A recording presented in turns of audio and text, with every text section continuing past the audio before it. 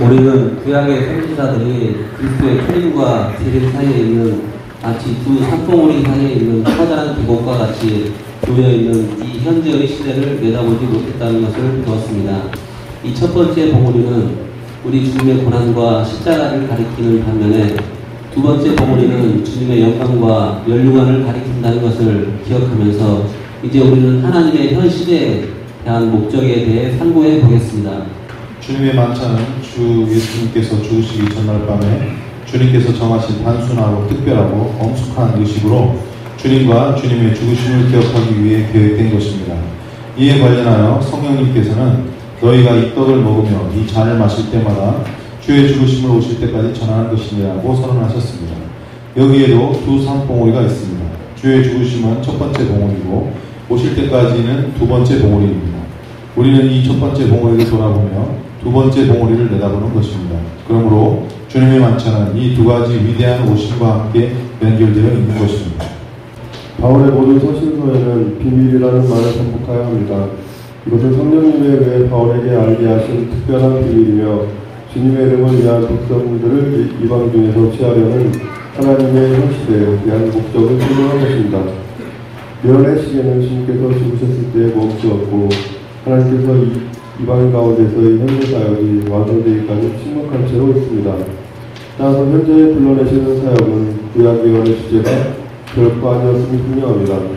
로마서 16장 25절 21절에서 바울은 나의 복음과 예수 그리스도를 전파함은 영세전부터 감추었다가 이제는 나타나신 바 되었으며 영원하신 하나님의 명을 쫓아 선지자들의 글로 말미암아 모든 민족으로 믿어 순종케 하시려고 알게 하신 바 그 비밀의 계시를 쫓아낸 것이니 이 복음으로 너희를 능히 경고케 하실 것이라고 기록하여 있습니다.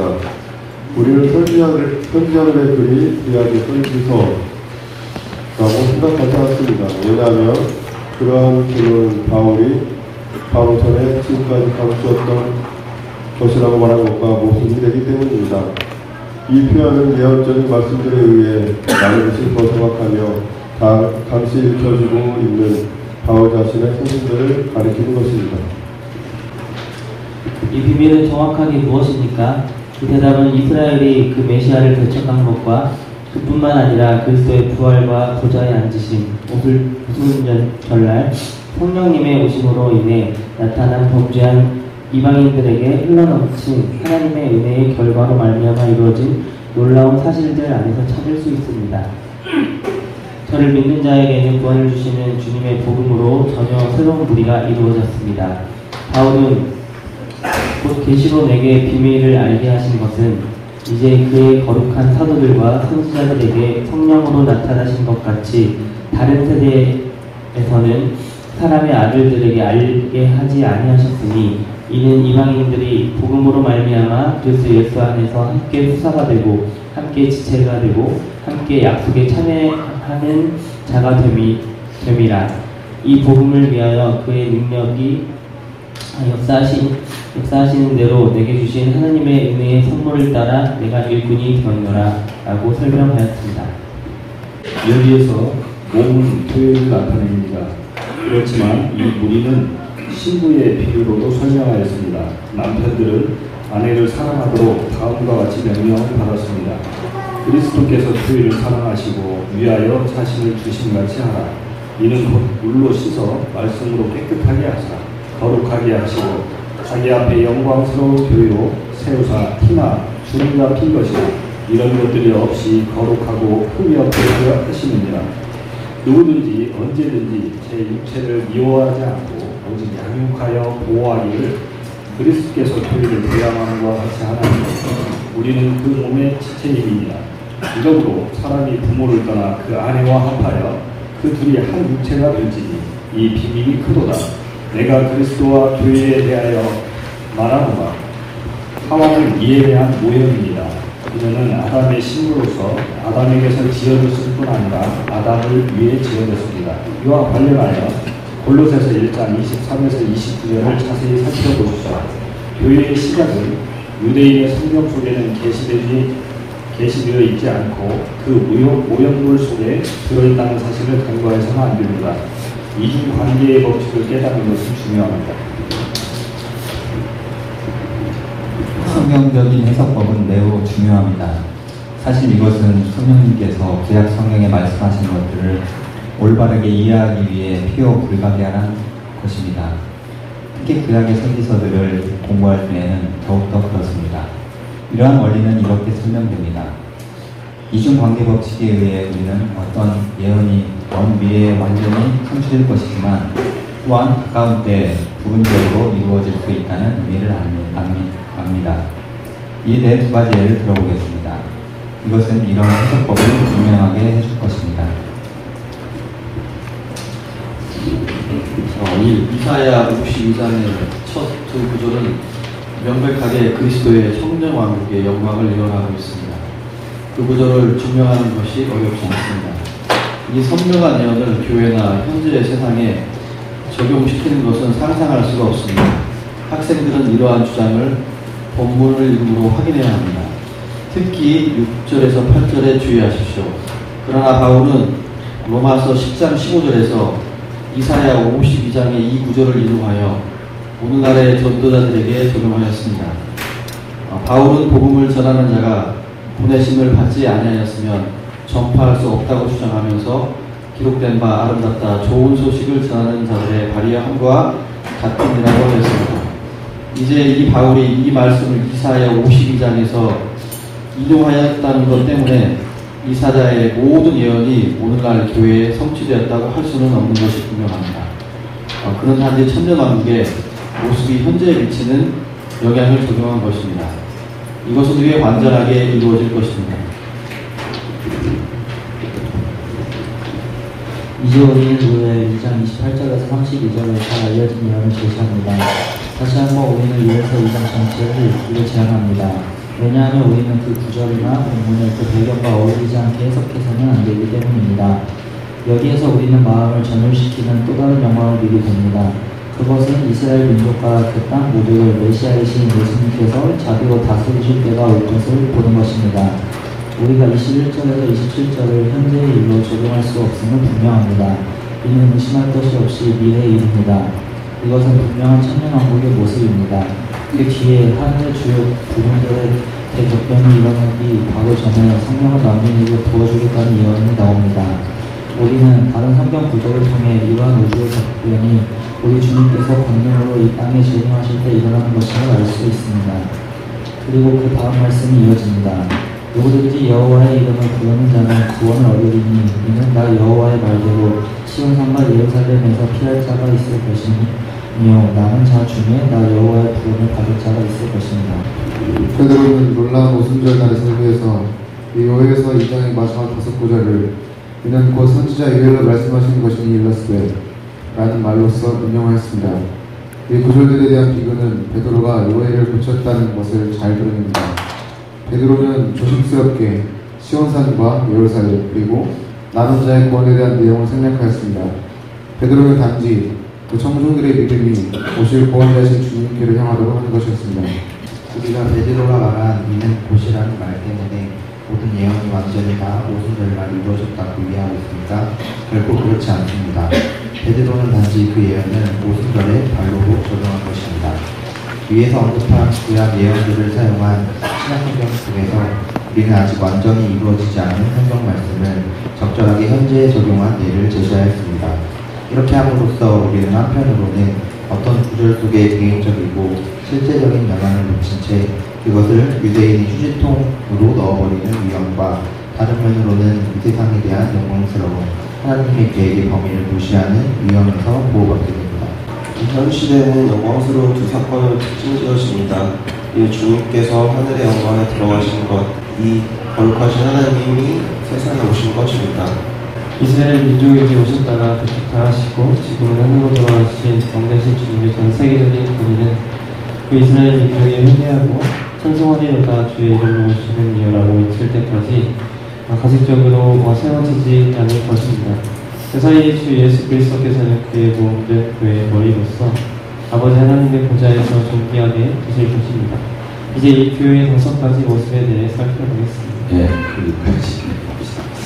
그래서 여기까지 한번 보고 이제 교회에 대한 주체를 한번 살펴보기로 하죠. 오늘 5장이 제목이 뭡니까? 현 시대에 대한 하나님의 목적 이렇게 되어 있죠. 현 시대가 뭘 얘기하는 거예요? 교회 시대. 옆에다 쓰세요.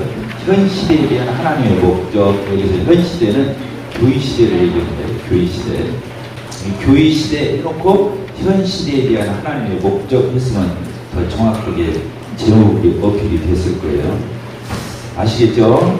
그래서 이 오늘 5강은 교회에 대한 하나님의 경륜을 이제 살펴보는 그런 공부하는 시간이 되겠습니다. 그 37페이지 바로 앞에 36페이지에 보면 뭐라고 되어 있습니까? 이중관계 법칙 이렇게 되어 있죠. 좀 이따 설명하기로 하고 37페이지를 보도록 하겠습니다. 우리는 어쩌다고요? 구약 선지자들이 어디에서 헷갈렸다고요? 그리스도의 초림과 재림이 구약 성경에서는 자꾸 섞어져서 나타나요. 초림이 있고 얼마 후에 재림이 이렇게 있을 거다 이렇게 설명이 안 되고, 구약은 마치 그림자와 같고 이게 계시가 박지를 못했어요. 구약은 옛날의 언약이잖아요. 신약은 새로운 뉴 테스트먼트, 구약은 The Old Testament 그러잖아요. 그래서 구약의 선지자들은 하나님의 계시를 확연하게 보고 이게 태양빛 아래서 보는 것처럼 이렇게 보지를 못하고 마치 촛불과 같은 그렇게 미세한 빛 가운데 구약의 선지자들은 하나님의 조명을 받고 예언을 했거든요. 그래서 예수님이 다시 오신다라고 하면서 구약의 곳곳에 예언이 자꾸 되어 있는데 예언을 하는 선지자들도 헷갈리는 거예요. 언제는 예수님이 막 고난의 종으로 올 것처럼 막 예언을 되어 있다가 또 언제는 예수님이 오시는데 막 영광스러운 모습으로 심판주로 모든 권세를 가지고 오시는 막 그런 분으로 나타나요. 그러니까 구약의 예언자들이나 선지자들은 예언을 하면서도 언제는 막 고난으로 막 정말로 어렵게 그런 모습으로 나타나는 메시아인데, 어떤 때는 보면 막 세상의 모든 권력을 다 가지고 만유를 통치하신 그런 왕권을 가지고 오는 이런 메시아로 언급이 되는 거예요. 그러니까 잘 모르고 막 예언을 하는 거예요. 하나님이 시키니까 예언을 하는데 뜻을 모르고 막 예언을 했던 거예요. 그게 나중에 이제 우리 와서 이렇게 이제 신약 시대에 와가지고 이게 구분이 되니까 이제 우리는 이제 이해가 되는 거죠.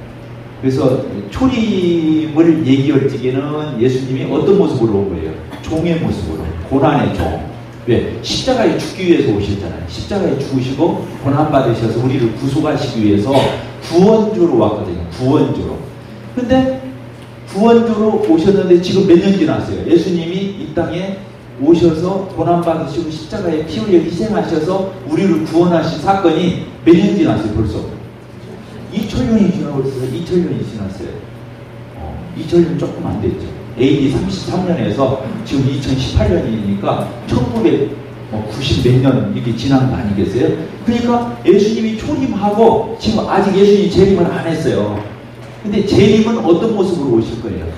영광스러운 그런 왕의 모습으로, 심판주로, 구원주로 오는 게, 인간들을 죄에서 구원하시기 위해서 고난받으시는 종으로 오는 게 아니라 이제 다시 오실 예수님은 양과 염소를 가르는 이런 그렇게 심판주로 오시는 거예요. 왕권을 가지고.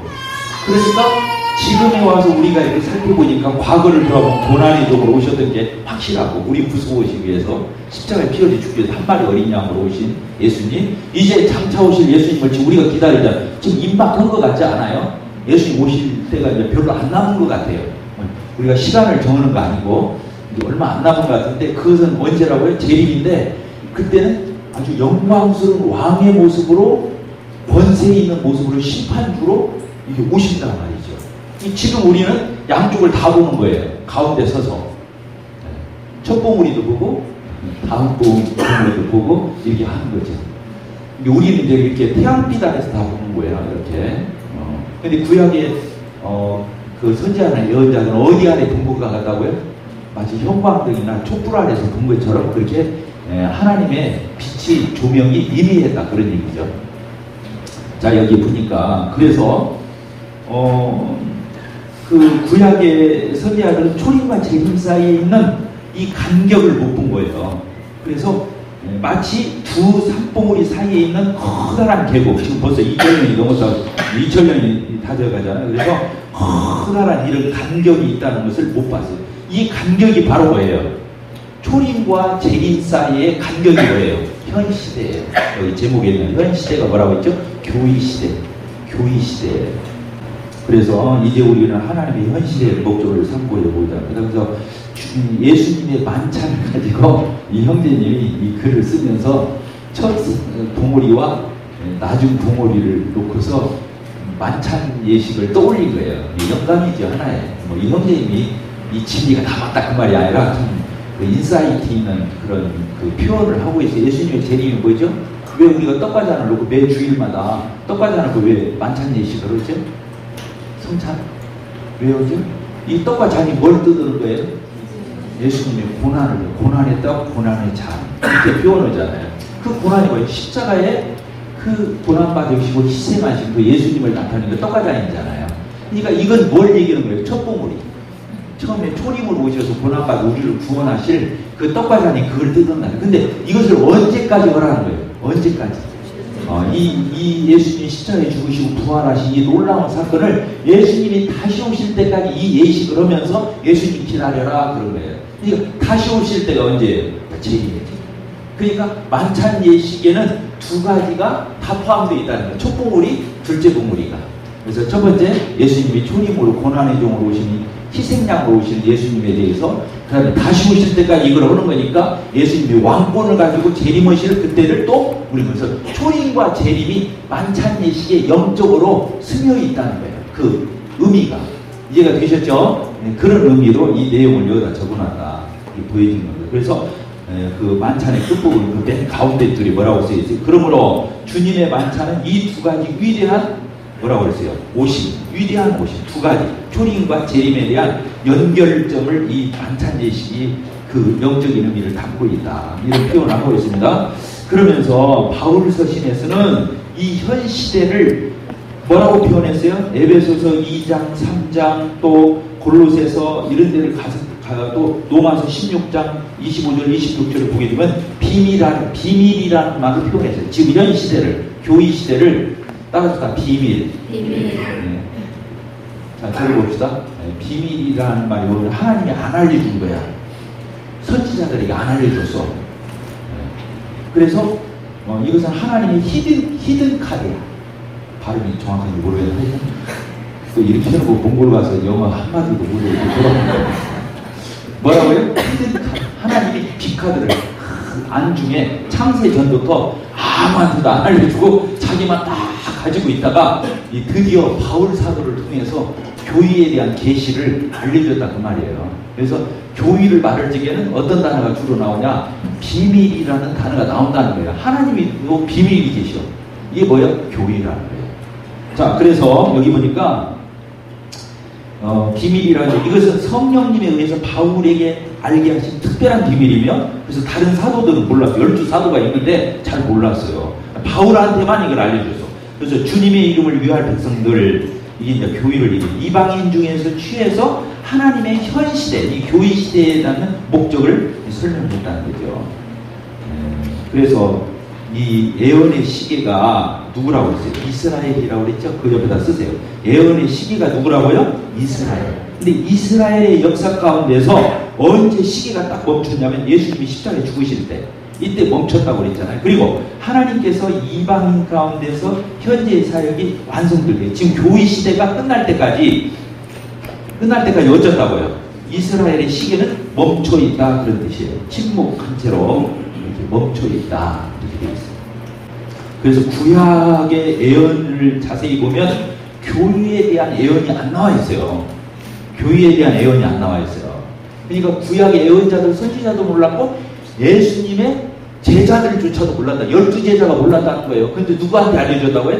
바울 사도에게 왜 바울 사도는 이방인의 사도로 하나님이 불렀기 때문에 이방인에 대한 경륜, 교회에 대한 경륜을 바울한테는 나타내 주셨다는 거예요. 참 이것도 아이러니컬한 거죠. 예수님이 12제자한테는 안 알려주고 전혀 뜻밖의 뜻밖의 부름받은 이방인의 사도인 바울에게는 이방인의 비밀을, 이 교회에 대한 비밀을 알려주셨다, 이런 얘기가 아니겠습니까? 그래서 참 놀랍죠. 우리가 지금 그런 비밀에 쌓인 베일에 쌓인 우리가 지금 교회다, 우리다, 나다, 이제 이런 걸 알고 하나님의 경륜 가운데서 그렇다, 그런 얘기예요. 자, 넘겨봅시다. 그래서 자, 넘기자마자 도표 있죠. 도표를 보면 현재 시대하고 가운데 써 있어요, 안 써 있어요? 현재 시대. 그러면 교회 시대라고 그 옆에다 또 쓰라고요. 그리스도의 몸이요 신부인 교회를 불러내. 그래서 현재 시대를 교회 시대라고 그래요. 근데 교회 시대가 언제 시작됐어요? 성령님의 강림, 오순절날. 그래서 사도행전 2장에서부터 시작됐어요. 보여요, 안 보여요? 화살표가 위에서 아래로 내려왔죠? 네, 그래서 그때부터 교회가 시작됐어요. 언제까지예요, 교회가? 예수님이 공중에 오실 때, 공중 재림할 때 교회가 화살표가 위로 올라가요. 끌어서 올려, 그렇게 써있죠? 교회가 올라. 그걸 뭐라고 해요? 휴거라고 해요. 휴거. 휴자가 증발된다는 휴자예요. 위에로 이렇게 뜨잖아요. 수증기가 위로 증발되잖아요. 거자가 끌 거자예요. 위에서 끌어올려버리는 거예요. 그래서 휴거, 그렇게 쓰는 거예요. 휴거. 영어로 랩처라고 하나? 이걸 그렇게 불러요. 그걸 누가 우리를 끌어가 보냐면 예수님이 교회를 싹 끌어가 버려요. 구원받은 사람만 예수님이 어디까지 와가지고, 이 지상에 오는 게 아니라 저 공중에서 자기의 생명을 가진 사람만 싹 뽑아가 버리는 거예요. 그걸 뭐라고 한다고요? 휴거라고 한다고요. 그러니까 그 사람 안에 성령이 있는 사람, 생명이 있는 사람, 성령이 있는 사람만 이렇게 예수님이 끌어가죠. 그럼 이 지상에는 이제 교회가 있어요, 없어요? 없어요. 이때 교회가 끝나는 거예요. 교회 시대가 이때 끝나는 거예요. 그래서 이 땅에는 누구만 남냐면 불신자만 남는 거예요. 유대인이든 이방인이든 간에 예수를 안 믿은 사람만 이 세상에 남는 거예요. 그리고 나서 이 땅에 이제 뭐가 임하죠? 7년 환란. 큰 환란이라고 써있죠. 맨 위에 보면 교회 시대가 끝나면 뭐가 온다고요? 큰 환란. 그걸 가려놓고 7년 그렇게 써놓으세요. 7년.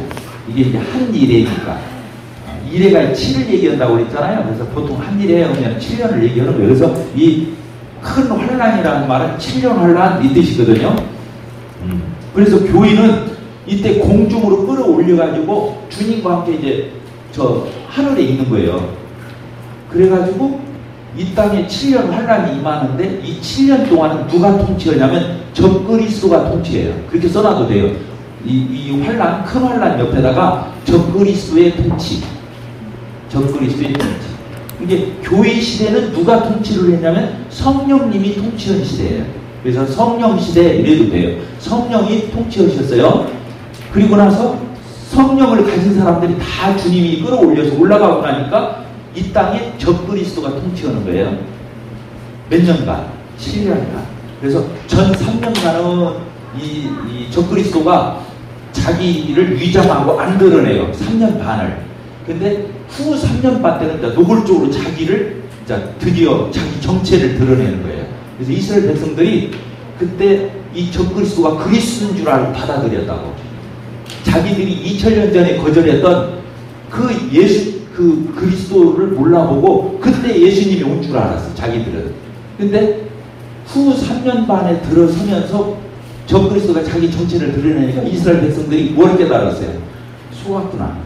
우리가 거짓 그리스도를 영접했구나. 진짜 그리스도를 그때 다 생각한 거예요. 언제? 옛날에 AD 1년에 태어나셔서 AD 3년에 돌아가신 자기 백성들이 못 박았던 그 예수가 그분이 메시아에 있었구나. 근데 이걸 깨닫는 거예요. 그리고 회개 운동이 일어나는 거예요. 그래서 민족적으로 회개를 해요. 민족적으로. 그때 이제 예수님이 오시는 거예요. 그때는 공중재림이 아니라 지상재림. 그래서 공중재림은 그냥 아무도 몰라. 이 세상에 있는 사람들은 공중재림을 몰라. 예수님 공중까지만 오니까 예수님도 못 보고 성도들도 갑자기 휴거되니까 이 성도들 휴거되는 장면을 못 보고 없어진 것만 보고 이거 사라졌네 이거지 그 장면을 보지를 못하니까 신령은 몸으로 변화돼서 올라가 버리니까 이제 이 공중재림 성도들이 휴거주는 것은 재림으로 안 봐도 돼요. 사실은 지상재림에 포함된 걸로 봐도 상관없어요. 성경에서 보통 재림을 말할 적에는 공중재림을 얘기하는 게 아니라 이 지상재림을 얘기하는 거예요. 예수님이 초림 때 베들레헴에서 태어나실 적에 보이게 왔잖아요. 지상재림도 보이게 오는 거예요. 보이게. 그래서 사도행전에 이렇게 보게 되면 예수님이 감람산에서 올라가시잖아요. 그때 사람들이 멍하니 쳐다보니까 뭐라고 그랬어요? 너희들이 이렇게 본 것처럼 예수님이 그때 너희들이 보는 것으로 올 거다. 그 말은 공중재림을 얘기한 게 아니고 지상재림을 얘기한다는 걸 알 수 있잖아요. 그래서 보통의 경우 재림 얘기하면 공중재림은 그냥 이렇게 가로치기로 보고 지상재림이 진짜 이제 예수님의 재림이에요. 그때 오셔서 뭘 하냐면 이제 그리스도께서 진짜 왕이 되어서 통치하는, 그래서 천년왕국이 이루어지는 거예요. 천년왕국. 따라서 천년왕국. 예수님이 왕이 되어서 다스리는 나라예요. 그래서 자 다시 봅시다. 구약을 뭐라고 표현하냐면 많은 학자들이 성부 시대 그래요. 성부. 누구 시대라고요? 아버지 하나님의 시대로 봐요. 그때는 성령도 없었고 예수님이 안 계시니까 성부 시대로 봐요. 그리고 예수님이 이 땅에 오셨잖아요. 구약 끝에 오셨으니까 그때 예수님이 몇 년 동안 계셨어요. 이 땅에. 33년 동안. 그것을 성자시대 구태여한다면 성자시대 예수님이 이 땅에 지상에 생활을 했으니까. 그럼 예수님이 승천하시고 난데 누구를 보내주셨어요? 성령님. 성령님이 와서 뭐가 탄생해서 교회가 언제까지 공중으로 공중재림의 시대, 우리가 휴거 줄 때까지라고 했잖아요. 그걸 뭔 시대라고요? 성령 시대, 교회 시대. 그러니까 구약을 성부 시대, 신약을 뭐라고요? 신약을 둘로 나누면 예수님의 성자 시대 33년, 그 다음 2000년이 넘는 2000년의 성령 시대, 그 다음에 예수님이 지상재림에서 이루실 천년왕국. 천년왕국 시대가 어떤 시대예요?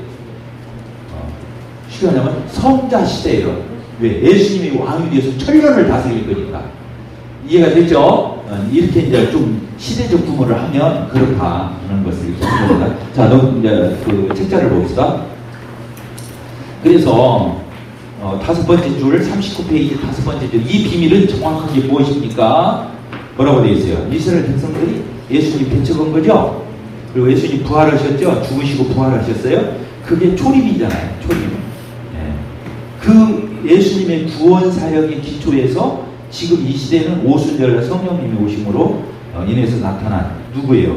주인인 이방인들이 하나님의 은혜를 입고 예수님을 영접해서 놀라운 새로운 무리가 생겼는데 그 무리가 바로 에클레시아, 교회다 보는 거예요. 교회. 그래서 그 교회를 비밀로 표현하고 있다고 하는 거.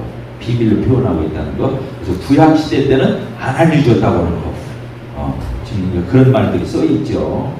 그 다음에 밑에서 한 10번째 줄 듭니까? 뭐라고 돼요? 여기에서 보면 우리 교회를 뭘로 표현했어요? 예수님의 몸, 그리스도의 몸이죠. 그래서 여기에서 보면 뭘 나타낸다? 교회를 얘기한다. 그런데 또 뭘로도 표현해요? 교회를 신부로도 표현하죠? 맞죠? 네, 신부로도 표현해요. 그래서 이때는 예수님이 뭐예요? 신랑이고 교회는 신부예요. 아내예요. 예수님의 아내. 그리고 예수님이 머리시고 교회는 몸이고.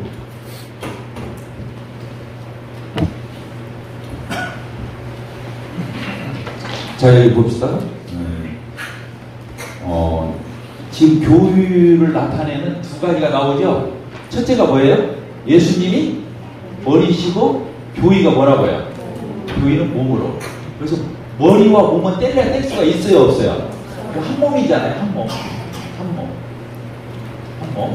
자, 그 다음에 교회를 또 뭐로 표현한다고요? 신부로 표현한다 그래서. 그러면 예수님은 뭐예요?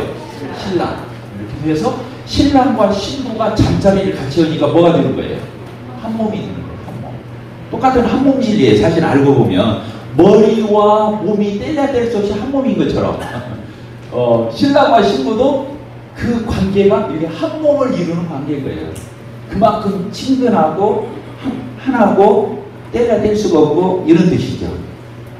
이건 뭐 하나의 유기적인 어떤 생명체, 그렇게 연합된 생명체를 얘기하는 의미가 있고, 여기에서는 어떤 사랑의 관계, 친밀함의 관계, 이건 떼야 뗄 수 없는 어떤 그런 걸 얘기한다면 이게는 사람과 친밀함에 있어서 도대체 떼어서 생각할 수 없는 그런 관계. 이렇게 표현이 되어 있어요. 자, 그 다음에 넘겨봅시다. 넘겨서 그래서 이제 여기 보니까 하와라는 게 나오잖아요. 맨 윗줄 40페이지 맨 윗줄 보면 하와가 모형이라는 거예요. 하와 남편이 누구예요? 아담이죠. 그래서 아담과 하와가 예수님과 교회에 대한 하나의 모형이라는 거예요. 그래서 왜 그러죠? 하와가 어떻게 생겨났어요? 스스로 생겼어요? 아담에게서 갈비뼈를 빼서 하와를 만들었잖아요. 아담에 뭘 뺐어요? 갈비뼈. 갈비뼈가 뭐예요? 옆구리에서는. 그때 아담은 마치 죽은 것처럼 하나님이 잠재워놓고 아담의 갈비뼈를 빼가지고 살로 채워서 하와를 만드는 거예요. 그러니까 예수님 십자가에 죽으실 때, 고난받으실 때 온몸이 찢기고 상하고 못에 박히셨지만 나중에 최종적으로는 어떻게 되셨어요? 옆구리에 뭘 받으셨죠? 창을 받아 피와 물을 다 쏟았다고 했잖아요. 그래서 예수님의 옆구리에서 나왔다. 교회가. 예수님의 희생에서 나왔다. 이런 표현을 하고 있는데 바로 이 하와가 마치 아담에게서 나왔고 또 아담의 희생을 통해서 나온 것과 같아요. 이제 하나의 모형으로 이렇게 봅니다. 자, 그 다음에 성경 해석법에 있어서 이중관계 법칙을 여기 설명하고 있는데 상당히 신학적인 문제예요. 이게 무슨 뜻이냐면은 자, 그 읽어봅시다. 40페이지 7번째 줄에 보면 성경적인 해석법이 매우 중요한데 이것은 성령님께서 구약 성경에서 말씀하신 것들을 우리가 잘 해석을 해내야 되는데 이 이중관계 법칙은 이 해석을 하는 데 있어서 굉장히 중요하다는 거예요. 그러면서 뭐라고 쓰이냐면 구약의 선지서를 읽을 때 특별히 더 필요한데 이중관계 법칙에 의해서 우리는 어떤 거기다 줄을 치면 돼요. 이중관계 법칙에 의해서 우리는 어떤 예언이 뭐라고 했어요? 첫째로 먼 미래에 완벽하게 성취될 그런 어떤 예언이 구약에서다. 구약은 예언서잖아요. 알고 보면. 그러니까 그렇게 먼 미래에 완벽하게 성취될 일이 있는데 그 앞서서 써놨죠. 그에 앞서서 가까운 때에 완벽한 게 완전히가 아니라 부분적으로 이루어질 수 있는 의미도 담고 있다고 해요. 그러니까 구약의 예언이 구약의 선지자들이 예언을 했는데 뭐 나중에 완벽하게 이루어질 예언이 있기도 하지만 구약의 선지자들이 예언했던 것이 얼마 안 있어서 예언이 일부 성취가 되더니 진짜 최종적으로 나중에 완벽하게 성취되더라는. 그러니까 몇 번 성취가 되는 거예요. 부분적으로 앞서서 성취가 한번 됐다가 나중에 완벽하게 성취니까 이중 아니에요? 그래서 이중관계라고 쓴 거예요. 그래서 예언은 한 가지 예언의 성취만 담고 있는 게 아니라 때로는 복합적인 예언을 담고 있다 이 말이에요. 그래서 이중적이라고 쓴 거예요. 여기다가. 자, 이해가 됐습니까? 어려워요? 그 다음에 이제 이 성경을 보면 알 수 있어요. 자, 이사야서를 예를 들었어요. 이사야서 몇 장이에요? 52장. 52장에서 1절에서 이렇게 12절까지를 보게 되면 예수님이 장차 예언이 되어 있는 거예요. 구약에서 이사야 선지자를 통해서 뭐가 예언되어 있냐면 장차 심판주로 오셔서 천년왕국을 이루실 예수님에 대해서 예언이 되어 있어요. 이해가 됐죠? 그랬어요. 천년왕국 때 예수님의 모습이 예언이 되어 있어요. 어디에? 이사야서 52장. 그런데 이 이사야서 52장 6절에서 8절까지 이 말씀을 가지고 로마서에다가 써놓은 거예요. 그게 뭐냐? 복음을 전하는 사람들이 얼마나 그 발걸음이 아름다운지. 왜냐면 믿음은 어디에서 나요? 들음에서 나죠? 들음은 뭐예요? 그리스도의 말씀을 들음으로써 믿음이 생기잖아요. 근데 그리스도의 말씀을 누가 전해줘야 되겠죠? 그런데 그 전해주는 사람이 전도자잖아요. 근데 전도자는 아무로 자기 스스로 되는 게 아니죠. 하나님이 보내야 전도자가 되죠. 그래서 하나님이 전도자를 보내요. 전도자가 와서 복음을 전해요. 복음을 듣고 내가 믿음으로 예수님을 영접해요. 그래서 믿음으로 오르게 돼요. 이게 순서가 그렇게 돼 있는데 구약의 어떤 성경을 인용해가지고 신약시대 때 복음을 전하는 사람의 그 발걸음이 얼마나 아름다운가를 이사야서 52장에 있는 말씀을 가지고 인용을 했다는 거예요. 그러니까 그럼 이사야서 52장에 있는 말씀은 지금 교회 시대 때 적용되는 말씀이야? 이렇게 생각이 돼야 안 돼요? 되죠. 근데 사실은 자세히 보면 이사야서 52장은 교회 시대 때 전도자들의 발걸음을 위해서 쓰인 게 아니라 천년왕국 때, 앞으로 지금 천년왕국이 아직 안 왔는데 천년왕국 때 예수님이 왕으로 오실 그 모습의 예언도 있다는 거예요. 자, 이해가 됐어요, 안 됐어요? 그러니까 이사야 자체를 봅시다. 이사야서 52장은 결론적으로는 뭘 얘기하고자 하는 거예요? 천년왕국 때 오실 왕권을 가지고 오실 예수 그리스도를 예언하는데, 로마서에서 일시적으로 신약시대 때 이 교회 시대에서 복음을 전해주는 사람의 어떤 그 아름다운 발걸음으로, 왜 그러냐면 지금 이 이사야서 52장이 있어서 이 기쁜 소식을 전해준다는 말이 뭐냐면, 그때 뭐냐면 그 7년 환란 때 이스라엘 백성들이 속았다는 걸 깨닫고 메시아를 영접한다고 했어요, 안 한다고 했어요? 그 메시아를 진짜 예수님 2000년 전에 자기 조상들이 거부했던 그 예수가 메시아였다는 걸 알고 그 예수를 믿기로 했는데, 그때 그 예수님을 전해주는 복음을 얘기하는 거예요. 여기서는 이사야서 52장. 근데 지금 초림 때 예수를 증거해주는 이런 복음 전도자에게는 일시 적용을 한 거예요. 그러니까 두 번을 써먹은 거야. 결론적으로는 언제 써먹어야 되는데, 이사야서 52장은 천년왕국 때 오실 예수님을 예언한 건데, 신약시대 때 복음을 전하는 사람의 발걸음도 아름답다는 데다가 그 구절을 갖다 써먹었다 그 말이야. 이게 두 번 써먹었잖아. 근데 지금 복음 시대에 복음을 전해주는 이것에 대해서는 부분적이다 그거야. 이게 결론적인 목적은 아니었다는 거지. 자, 이해가 됐습니까? 네, 그래서 이사야서 52장을 통해서 그 내용을 가지고 이중 관계 법칙을 설명을 했어요. 자, 그 다음에 요엘서를 가지고 또 설명을 하는 거예요. 요엘서 2장 28절 32절을 보면 이 예언도 언제적 얘기를, 천년왕국의 모습을 또 얘기하는 거예요. 천년왕국 때 그때는 막 예수님을 아는 지식이 막 팽배해가지고 어린이기부터 노년에 이르기까지 안 알려도 예수를 다 알아버려. 왜? 성령 받아가지고 다 감동이 돼가지고 뭐 말해주고 말할 것이 없어. 천년왕국 때 뭐 알겠죠? 그런데 그때 감동줄 그 사건을 가지고 예수님이 승천하고 성령이 왔는데, 그때 취해가지고 사도들이 막 변화되고 초대교회 성도들이 변화된 데다가 또 일시적으로 써먹었어. 그러니까 요엘서에 있는 말씀은 사실은 언제적 얘기를 하는 건데, 천년왕국 때 이루어질 그 놀라운 장면을 얘기하는 건데, 사도행전에서 베드로가 이걸 써먹었다는 거예요. 언제고? 지금 이제 신약 시대에 예수님을 영접하고 변화된 성도들이 성령 받아서 놀랍게 변화된 이 장면에다 갖다가 적용했다고 말이야. 그러니까 두 번 써먹었죠. 네, 그래서 이것을 이중 관계다 그 말이에요. 이건 예를 들어서 두 군데만 이렇게 해놨는데, 사실은 성경 여러 군데에서 볼 수 있다 그런 얘기예요. 대표적인 예로 두 군데를 통해서 이것을 헷갈리면 안 된다. 이 얘기를 하는 거죠. 자, 넘겨봅시다. 그 다음에 이제 현 시대에 하나님의 목적, 하나님의 목적이 뭐냐, 하나님의 경륜 그렇게 써도 돼요. 하나님께는 스케줄이 있는데 그 스케줄 중에 하나가 교회 시대잖아요. 그래서 이 목적이라는 단어가 번역상으로 경륜이라고 하면 더 좋고, 현 시대는 교회 시대라고. 교회 시대를 향한 하나님의 놀라우신 아까 비밀인데, 그 하나님의 비밀스러운 목적이 뭐냐, 이게 이제 교회에 대해서 5가지를 이렇게 써놨어요. 마무리 부분에다가 한번 읽어봅시다. 교회 설리. 교회의 설리.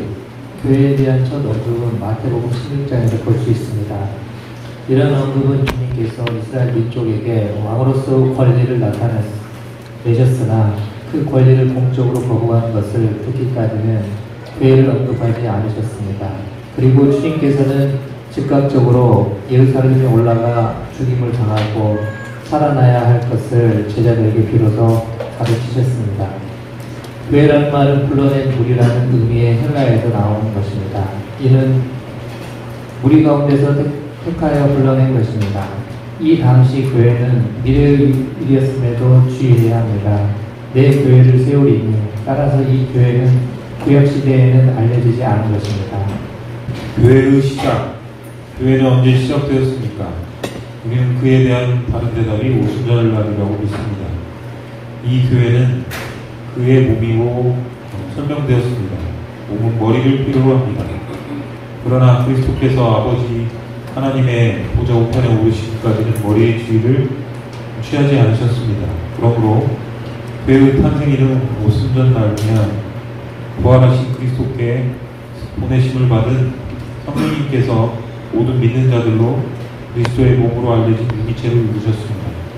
교회의 구성, 우리가 유대인이나 헬라인이나 종이나 자유인이나 다 한 성령으로 세례를 받아 한 몸이 되었고 또 다 한 성령을 마시게 하였느니라.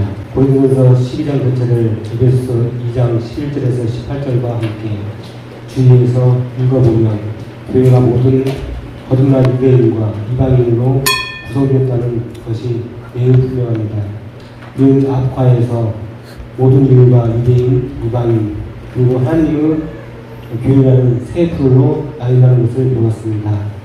유대인이나 이방인이 그리스도를 구주와 주님으로 영접하는 순간 성령님께서 그를 이육적인 구별이 없는 그리스도 몸으로 유라시키십니다. 거기는 헬라인과 유대인이나 할례당과 무할례당이 분별이 있을 수 없나니 오직 그리스도는 만유시요 만유 안에 계십니다.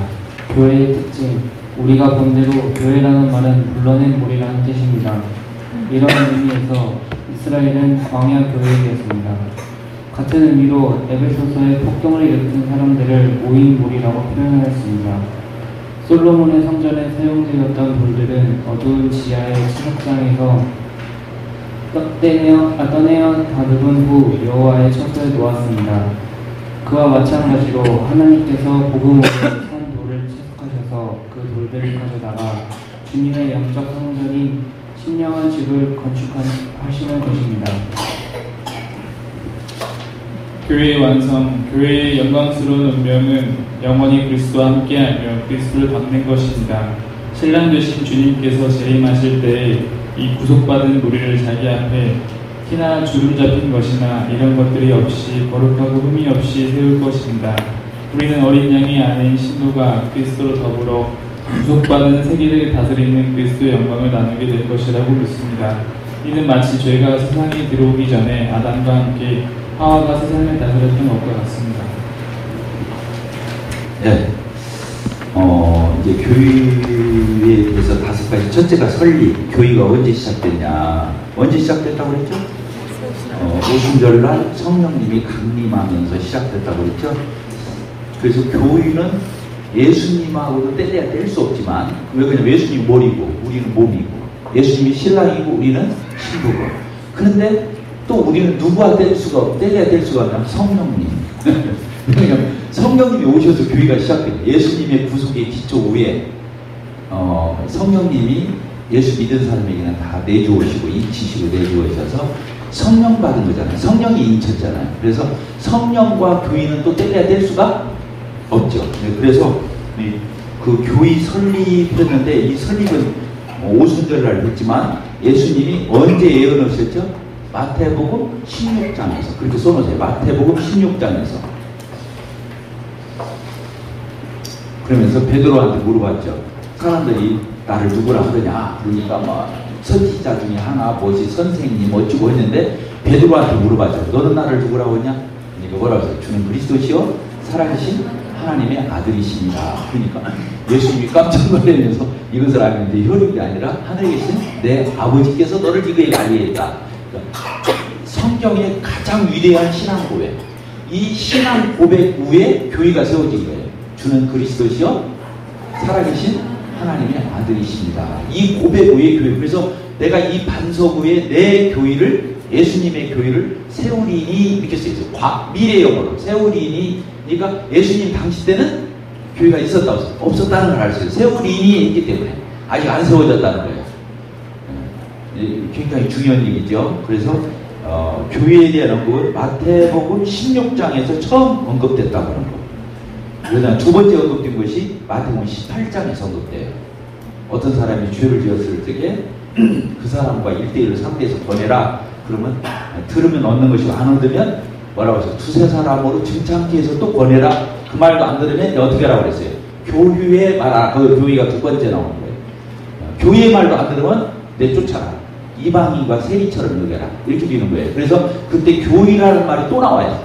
마태복음 18장에서. 그러니까 마태복음 16장에서 한번 나오고 마태복음 18장에서 한번 나오는데 맨 처음 신구약을 통해서 맨 처음 교회라는 단어는 마태복음 16장에서 나온다는 거예요. 자, 그 다음 교회가 언제 시작됐다고요? 오순절날 성령님이 강림하시면서 시작됐어요. 그래서 성령을 받으면 예수님과 연합돼요. 예수님과 연합돼요. 그래서 따라서 성령을 받으면 예수님과 연합된다. 이게 뭔 얘기냐면 이제 예수님 복음을 깨닫고 예수님을 개인의 구주로 이렇게 영접하잖아요. 예수님을 영접하면 뭘 받죠? 성령을 받아요. 그때 성령을 받아요. 그때 성령을 받는 것을 뭐라 하냐면 성령 세례 그래요. 성령 침례. 그러니까 성령 침례를 예수님을 믿으면 성령 침례를 받는데 성령 침례를 받으면 바로 예수님과 연합되는 거예요. 이게. 그러니까 로마서 6장에서 그렇게 써놓은 거예요. 거기서 예수님과 연합이 되어 있잖아요. 예수님이 십자가에 못 박힐 때 나도 같이 못 박히고, 예수님이 장사될 때 같이 장사되고, 예수님이 부활할 적에 같이 부활. 근데 그게 마치 침례, 세례라는 말이 계속 나오는 거예요. 거기서는 물 세례를 얘기하는 게 아니라 성령 세례를 얘기하는 거예요. 아시겠죠? 이게 성령 세례와 예수님과 예수님을 영접한 사람과의 이런 한 덩어리, 머리가 되고 몸이 지체가 되는 이 연합 사건이 성령 받을 적에 일어난다는 거예요. 그러니까 여기 성령을 받으면 교회의 일원이 되는 거예요. 여기 그렇게 써 있죠? 그래서 그 교회의 시작에서 맨 끝줄을 한번 봅시다. 뭐라고 되어 있어요? 부활하신 그리스도께서 보내심을 받은 성령님께서 모든 믿는 자들을 그리스도의 몸으로 알려진 유기체로 연합되게 했다. 그렇게 써놓은 거예요. 자, 교회의 구성. 이건 뭐냐면 교회는 누구로 구성되느냐? 교회는 누구로 구성되느냐? 누구로 구성되죠? 예수님 위에 신자들로 되는데 어디에서 예수님이 모퉁이 돌이 되고 또 우리 교회를 갖다가 건축물로 표현했어요. 건축물. 근데 건축을 할 적에는 어디서부터 시작하냐면 모퉁이 돌부터 시작해요. 벽돌을 우리 예배당 이 예배당을 지을 적에 모퉁이 돌을 놓을 때 목수가 와서 모퉁이 돌을 놓을 때 부르더라고. 같이 사진 찍자고. 그래서 우리 저 현관 앞에 거기 돌 거기서부터 쌓기 시작했거든요. 그래서 그때 제가 사진을 같이 찍었어. 그러니까 그때 모퉁이 돌이 그런 의미더라고. 그 돌부터 시작해서 모든 돌이 얹혀져 가지고 예배당 건축물이 된 거예요. 그러니까 누가 모퉁이 돌이에요? 교회에서는 예수 그리스도께서 모퉁이 돌이 되신다는 거예요. 그리고 우리는 그 위에 놓여진 산돌처럼 놓여져 갖고 교회라고는 이런 공동체. 예배당 건물이 교회 아니에요. 우리 구원받은 모든 신자들의 무리를 얘기하는 거예요. 자, 그런 의미로. 근데 그 벽돌을 옛날에는 돌로 쌓았잖아요. 벽돌을 안 만들어요. 벽돌을 쌓는 돌로 쌓았는데 어디서 그 돌을 구해왔다는 거예요? 저 유대인들 중에서 일부 골라오고 저 이방인들 중에서 일부 돌멩이들 골라와가지고 같이 합쳐서 건물을 짓듯이 교회가 생겼다는 거예요. 그래서 교회의 재료는 뭐예요? 유대인, 그 다음에 이방인. 그래서 둘을 섞어서 만든 건물이 교회와 같다. 이러면서 이 채석장이라는 표현을 썼어요. 여기 채석장이라는 표현을 어디에 썼습니까? 저 뒤에 써 있죠? 44페이지 어디에 써 있어요? 위에서부터 6번째 줄입니까? 5번째 줄? 뭐라고 써 있어요? 솔로몬의 성전에 사였던 돌들은 어두운 지하에 어디에서? 채석장에서 떠내어 다듬은 후 여호와의. 그때 구약에서는 성전을 그렇게 지었는데 신약시대 때는 그와 마찬가지로 하나님께서 복음으로 산 돌을 어떻게 해서 채석, 돌들을 구해다가 그 돌들을 가져다가 주님의 영적 성전인 신령한 집인 이 교회를 건축했단 말이에요. 거기에 재료가 뭐다? 유대인, 이방인 중에서 구해다가 구원받은 예수님을 영접한 사람들을 위해서 이 교회가 세워졌다. 그래서 엊그저께 우리가 교회에 대해서 배웠거든요. 지난 화요일 날 화요 자매회에서 그리스도의 측량할 수 없는 은혜, 풍성함인가 그렇게 해서 배웠는데 거기서 교회에서 얘기할 적에 이 말이 나왔었어요. 두 채석장에서 돌을 구해왔다. 근데 여기는 채석장이라는 말만 썼지 두 군데서 구해왔다 이 말은 안 썼네 여기. 이해가 됐죠? 네. 자 그렇게 해서 이 교회가 이게 세워졌다. 그래서 교회라는 말이 44페이지 맨 윗줄이 뭐라고 되겠습니까? 교회라는 말 뜻이 뭐예요? 에클레시아. 에클레시아가 뭐예요? 불러낸 무리. 불러낸 무리. 뭘로? 복음으로. 어디에서? 세상에서. 세상에서 복음으로 불러내어서 별도로 모인 무리를 가리켜서 교회라고 해요. 그래서 그 말이 뭐냐면 거룩하다 그 뜻이에요. 거룩하다. 한마디로 표현하면 거룩한 공동체예요. 거룩이란 말이 구별되다 그 뜻이에요. 이게 교회는 세상과 구별되지 않으면 안 된다는 얘기죠. 그런 걸 이렇게 교회의 완성 언제 된다고 그랬어요? 예수님이 어디 오실 때? 공중에 오실 때 교회를 다 데려가신다고 해요. 그때 완성돼요. 네, 완성돼요. 휴거 때 예수님이 공중 데려가실 때. 그래서 교회의 미래가 뭐예요? 그래서 저 7년 동안 하늘에서 운인잔치를 하는 거예요. 예수님 이렇게 이제 올라가가지고 공중에서 만나가지고 하늘에 가서 운인잔치를 하는 거예요. 그리고 그리스도의 신바대도 상도 주고 그리고 나서 예수님이 지상 재림할 적에 교회를 데리고 오는 거예요. 그래서 천년왕국 때 이 땅에서 천년을 통치하잖아요. 그때 교회는 뭔 노릇을 하는 거예요? 왕비 노릇을 하면서 같이 다스리는 거예요. 예수님이 왕이니까 교회는 왕비로서 다스리는 거예요. 그래서 천년왕국의 백성이 아니라 우리는 통치자로 다스리는 거예요. 자, 이해가 됐습니까? 그래서 교회의 완성 이렇게 되지. 그래서 그 말씀 여기 써 있어요. 교회의 영광스러운 운명은 영원히 그리스도와 어떻게 해요? 함께. 그때 휴거되어 가지고 함께 하고 그리스도를 닮는 거. 신랑 되신 주님께서 이제 재림하실 때 이 구속받은 교회도 어떻게 된다고요? 자기 앞에 티나 주님이다 분야 이런 것들이 거룩하고 흠이 없게 세우실 것이고 우리는 어린 양의 뭐라고 그랬어요? 아내인 신부로서 그리스도로 더불어 구속받은 이 모든 세계를 다스리는 그리스도의 영광을 왕비로서 같이 나누게 될 거다. 자 됐습니까? 네, 그렇게 써 있습니다.